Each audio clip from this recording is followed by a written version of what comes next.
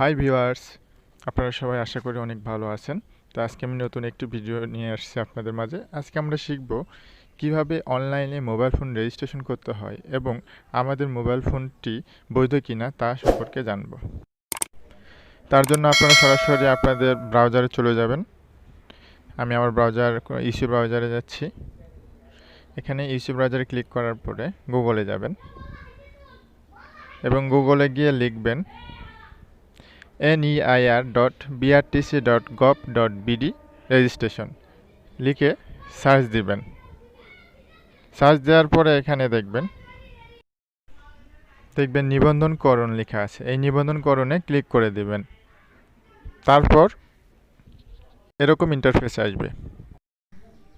Viewers, এখানে সম্পূর্ণ নামের জায়গায় আপনার নাম লিখে দিবেন। তো আমি সাদিয়া লিখতেছি। তারপর আপনার মোবাইল নাম্বারের জায়গায় মোবাইল নাম্বার আপনার নিজেরটা দিবেন।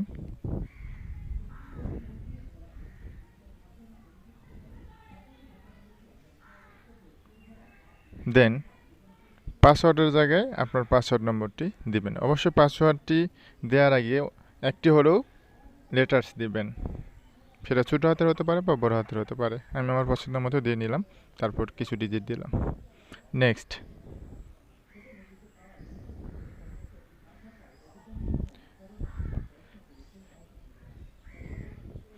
নিচের ঘরেও পুনরায় পাসওয়ার্ড দিয়ে দিবেন।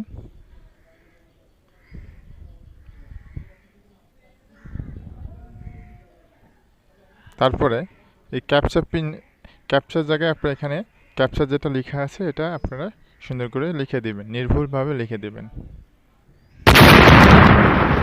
ক্যাপচারটি লেখা শেষ হয়ে গেলে নিবন্ধনে ক্লিক করুন। দেখুন বন্ধুরা, সাকসেসফুলভাবে আপনার নিবন্ধন হয়ে গেছে। তার আগে আপনাকে বলতেছে ওটিপি দেওয়ার জন্য।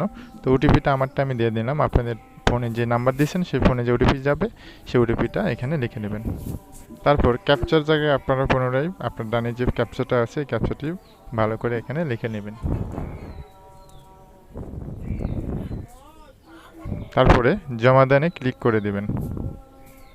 দেখুন, সাকসেসফুলিভাবে আপনি অ্যাকাউন্ট করতে সক্ষমতা অর্জন করে ফেলেছেন। তো চলুন এখন আমরা কীভাবে আইএমইআই নাম্বার দেখতে হয় সেটা এখন দেখব। লগ ইন করার জন্য এখানে প্রথমেই আপনার মোবাইল নাম্বারটি দিয়ে নেবেন, তারপর পাসওয়ার্ড দিবেন, এরপরে ক্যাপচার কোডটি দিয়ে দিবেন।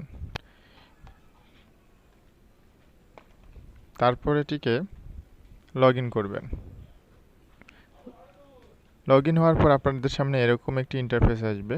তো এখানে এসে আপনার মোবাইলের আইএমইআই নাম্বারটি দিয়ে নেবেন। আইএমইআই নাম্বার দেওয়া শেষ হলে অনুসন্ধানে ক্লিক করুন। ধরা দেখুন, এটা হচ্ছে আমার একটি এমআই নম্বর যেটি আমি অনলাইনে রেজিস্ট্রেশন করিনি বা কিনা থেকে এটি রেজিস্ট্রেশন করা ছিল না, যার কারণে এখানে ডাটাবেসটি এমএআই নম্বর বিআরটিসি ডাটাবেসে পাওয়া যায়নি। চলুন আমার আরেকটি মোবাইলের এমএআই নাম্বার যেটি রেজিস্ট্রেশন অনলাইনে করা ছিল সেখানে কি দেখাই এখন আমরা দেখে নিই।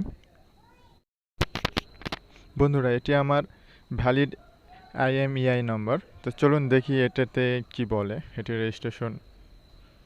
তো বন্ধুরা, এখানে লেখার পর অনুসন্ধানে ক্লিক করার পর দেখুন এখানে দেখাচ্ছে যে হ্যান্ডসেটটি আইএমআই নম্বর বিআরটিসি ডাটাবেজে পাওয়া গিয়েছে, অর্থাৎ এটি ভ্যালিড এমইআই নম্বর। তো চলুন আমরা দেখি এখানে আর কি কি ফিচার আছে এবং কিভাবে নতুন ফোন রেজিস্ট্রেশন করতে হয়, এটি করা যায় কি না বা এখানে কি কি বলছে সেটা একটু আমরা দেখব এখন। এখানে দেখুন হ্যান্ডসেটের আইএমআই নাম্বার যাচাই করে লিখছে। আপনারা ওই যে সিস্টেম আমি করছি এখান থেকে আপনারা নতুন করে কোনো এমইআই নাম্বার চেক দিতে পারবেন। এবং 2 নম্বরে দেখুন হ্যান্ডসেটের বিশেষ নিবন্ধন। আপনারা এখানে ক্লিক করার পর যখন এরকম ইন্টারফেস দেখবেন, আপনারা এই তথ্যগুলো আপডেট করে দিলে আপনারা নতুন হ্যান্ডসেট রেজিস্ট্রেশন করতে পারবেন। যদিও বা এখানে এই প্রথম ঘরে আপনারা আইএমআই নম্বর দেওয়ার পরে এটা ক্রয়কৃত যদি হয় ক্রয়কৃত লিখবেন, এবং যদি উপহারপ্রাপ্ত হয় উপহারপ্রাপ্ত, আর এয়ারমেল যদি হয় এয়ারমেল লিখবেন। তো আমি এটা করতে গেছিলাম, তো এখানে সংযুক্তিকরণের মধ্যে দেখাচ্ছে ইমিগ্রেশন অথবা পাসপোর্ট ভিসা বাধ্যতামূলক। তো আমার এই দুটির মধ্যে একটিও নাই, যার কারণে আমি আমার ফোনটি রেজিস্ট্রেশন করতে পারি নাই। তো আপনাদের যদি থাকে আপনারা অবশ্যই ট্রাই করবেন, আশা করি হয়ে যাবে। তো এই প্রক্রিয়াতে আপনারা চাইলেই আপনার ইএমআই নাম্বার চেক করতে পারবেন এবং কার্ডটা রেজিস্ট্রেশন নেয় এবং কার্ডটা আছে সেটা ভালো করে আপনারা দেখতে পারবেন। তো আশা করি সামনে আরও আপডেট আসবে। বর্তমানে কঠিন পরিস্থিতি, মোবাইল নাকি যারা এরকম পদ্ধতিতে মোবাইল কিনছে মানে অফিসিয়াল ব্যতীত নন অফিসিয়াল, সেগুলো নাকি বন্ধ করে দিবে। আসলে এটা বন্ধ করবে না, এটা আমি লাস্ট খবর পাইছি যে যারা নিয়ে ফেলছে তাদের জন্য কোনো প্রকার সমস্যা নেই। নতুন করে যারা নিবে তাদের জন্য সমস্যা আছে, বা তাদের অবশ্যই রেজিস্ট্রেশন করতে হবে বা তাদের চেক দেওয়া হবে। তো চলুন আজকে এই পর্যন্তই, সবাই আশা করি ভালো থাকবেন।